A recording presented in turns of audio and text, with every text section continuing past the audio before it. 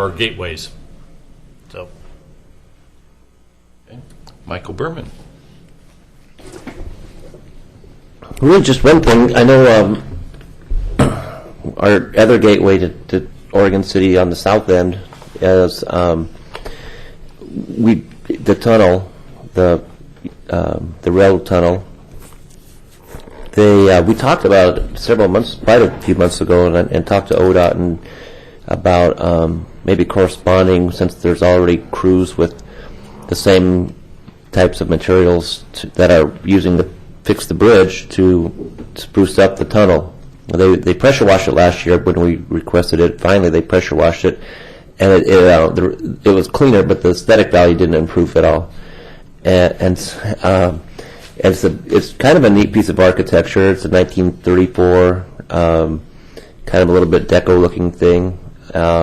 And we were just curious, did anything ever come to that? Because obviously it's getting close to the completion of the bridge, and I mean, the crews are there, and even maybe the same color paint as the bridge or something. And that's just a thought.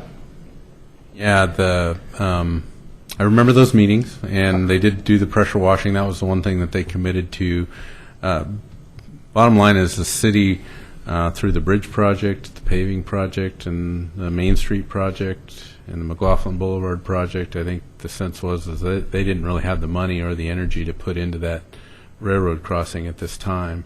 That's still, I believe, on their list of items that they know is of interest, because I mean the pathway, I mean, it's not just the looks. There's the railing along there that there's some deterioration on as well. So although the question about ownership also came up between Union Pacific and ODOT, so there was some debate about who was responsible for what, but anyway, ODOT committed to washing it, and that was, as far as I know, all that they committed to doing. And, you know, it's not as simple as ODOT, as somebody's pointed out, I don't remember who it was tonight, they know how to do things right, and when they take on a project like that, they take it on in a way that they can get it done right, and that's a sizable project. They're not just going to send a few crew members over there to spackle it up and put some duct tape on it. So I think we need to just acknowledge that that's kind of a long-term need, and it'll get attention. Is it on their project list? No, it's not on. Not that I know of, but it's Whose on. bridge It's is on. it? It's on the ODOT. It's on the ODOT maintenance team's list. There's a brass plaque that has SP. Originally it was SP as the primary name listed, SP, and the old word for ODOT, and so it was State Highway, and it was a joint effort between State Highway and SP. So that's. I mean, I can look into that a little further. I haven't looked into that for probably over a year, but. Then quickly, the only second part of that is the speed limit through there. Now that the road's even nicer, it's dead man's curve, man, and it should be. Their sign says 25, and then but it's kind of like a video game. Well, 30 and then 25 with the arrow that points to the corner. 65. But it is confusing because it is, and it is 30 is the sign that you see, and then 5 yards down you see the arrow that points like to sort of a it's a yellow corner. sign. The yellow sign says 25. It's advisory. And I was told ODOT doesn't like to put designated speed with the radar your speed, but that'd be a great corner for that. And I was told that Oregon City, it's a tough corner for them to patrol, but I think there's room behind Anderson's Eyeglass Clinic, maybe for a radar trailer. But it's a fast corner, and when people are driving through from Canby, and maybe it's their first time through, and there's a semi coming down on them, they may not slow down enough to even see Main Street and make a right-hand turn. It's a tough one to turn right on, or conversely, coming the other direction.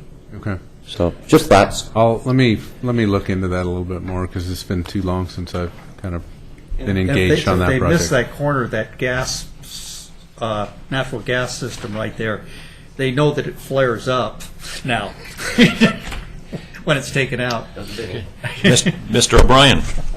Yes, I'd like to report on several things on behalf of the Hazel Grove Westing Farms neighborhood. We had a very successful meeting on the 20th of September. We had 3 first-time residents show up, total 4 people.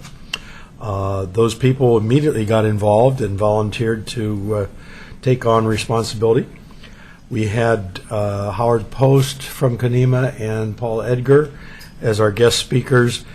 One of the things we are faced with this year is that the master plan for the Filbert Run Park is going to be developed with the input from the neighborhood, and we wanted to attempt to alert our neighborhood that this event would take place and share with them some ideas that have been successful in putting the Children's Conema Park together. So we went through that. That was quite successful, well received. And in addition, because this area that was designated by the city for a future park has had some significant problems, both from a drug standpoint, from a public safety standpoint. I'll be honest with you, if I kept my yard in the kind of condition that the city keeps that property, I would be cited $1,000 a day fine for not maintaining my property weed-free and so forth. We put together a neighborhood work party. Katie helped us with that and bringing into some address labels for the neighborhood. We went out and we passed out by hand, knocking on doors, over 280 invitations to participate in that, in addition to getting the word out at our association meeting. We had an excellent response. This past Saturday, there were 27 people showed up, devoted at least 3 hours of their time clearing out. We loaded a total of 3 very large dumpsters full of grass and weeds and blackberries and all kinds of debris. We probably have another 3 or 4 loads, dumpster loads, that will need to be taken out. So we've scheduled another session in 2 weeks on the 13th of October as a follow-up to that.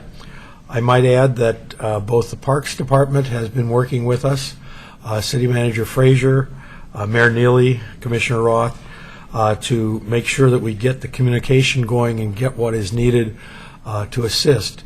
John Lewis has been very instrumental in guiding us in terms of letting us know that there are some wood chippers available, that we might be able to talk the city into chipping up some of the wood that's there so we can use it and spread it on the paths.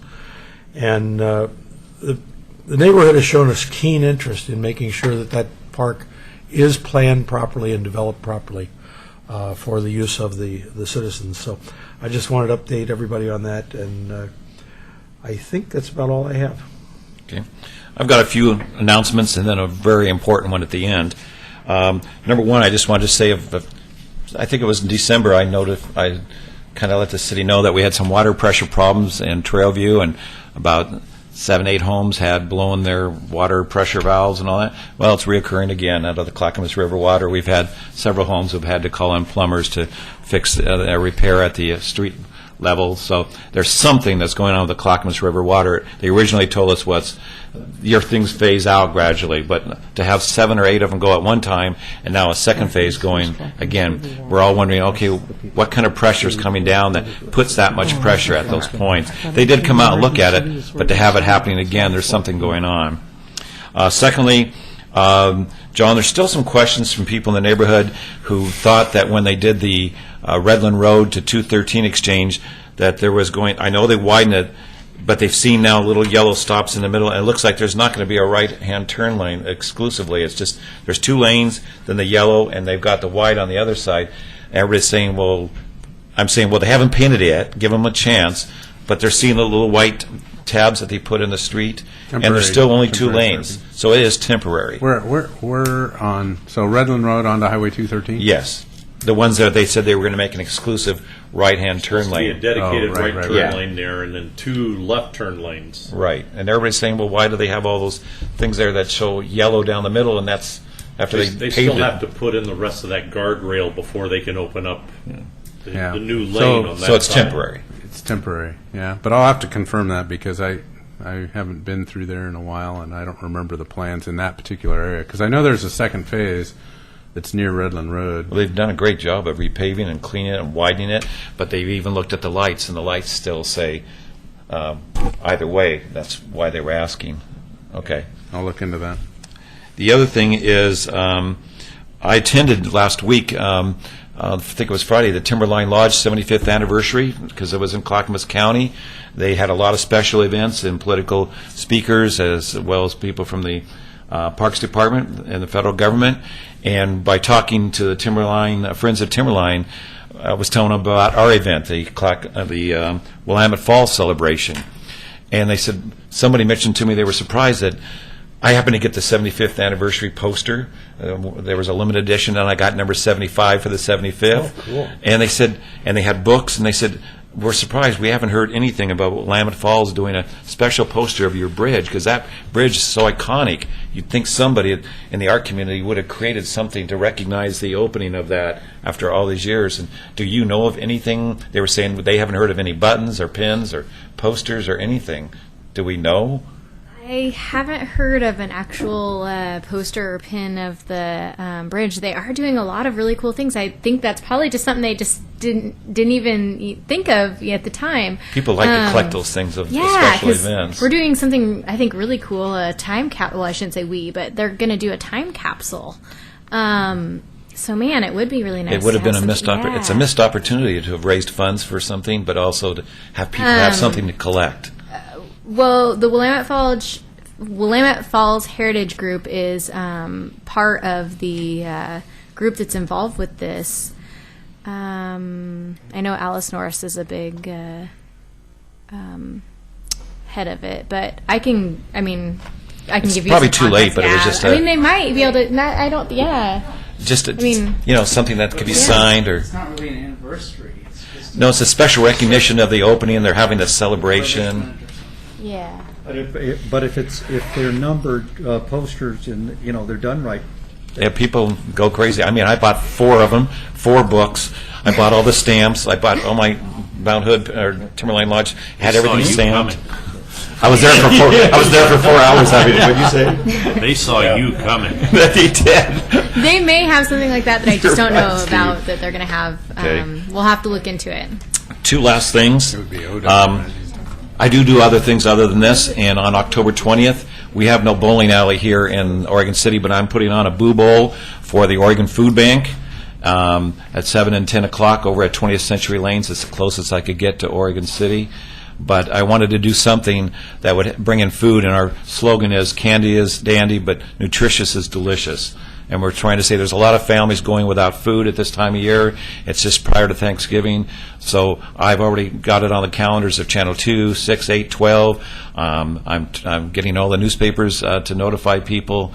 I'm looking for volunteers if anybody wants to come over. What we're going to do is a part of the money they pay to get in goes to the food bank. The rest goes to the bowling alley. But also for every can of food or dry food that they bring in, they're going to get raffle tickets for prizes.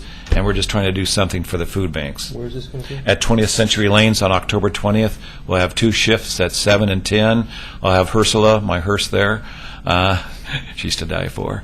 And we'll have, we're going to have that there on display for people who want to take.